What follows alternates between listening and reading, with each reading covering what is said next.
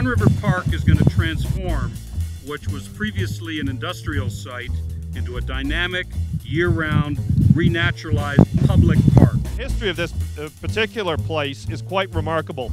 In the 1880s, this was mixed residential and industrial. In the early 20th century, this neighborhood and the Don River became more and more polluted until most homes were replaced by industry. This whole area essentially has disappeared from view for several decades. It was a failed industrial area.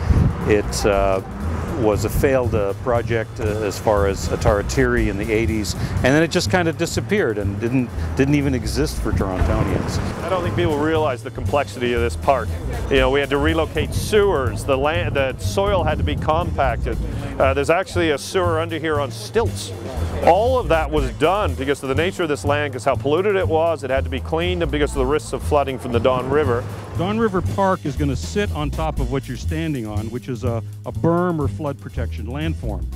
And the berm's been designed not just to protect this area, but it in fact protects a 99 hectare or 245 acre area right over to Toronto's financial district from a potentially devastating flood.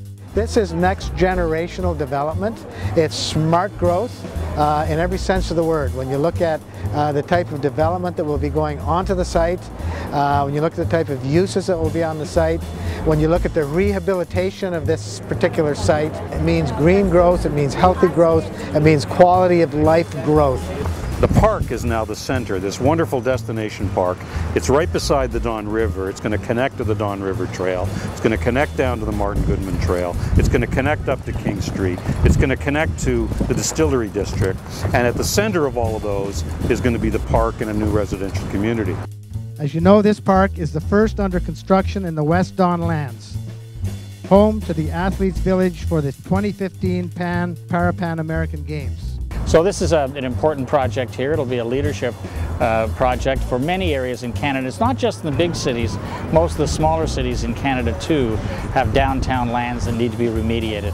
And we're just really in the last 10 or 20 years learning how to do that and learning how to do it well. When you put in infrastructure, you don't separate infrastructure from parks. You put the two together and you make the infrastructure better and you make the park better. In many ways, building infrastructure equates to building quality of life. In this context, Don River Park will be a showpiece for this city. It's unlike the past where we built buildings first. What Waterfront Toronto is doing first is building the spaces for people, which says that our waterfront is for all Torontonians, irrespective of background or income. I think that's truly a Toronto value, and I'm very proud today to be here to express it. So I think it brings this place back into Toronto's imagination in a fresh, green way. It doesn't bring it back with tall buildings, it brings it back with a tall park.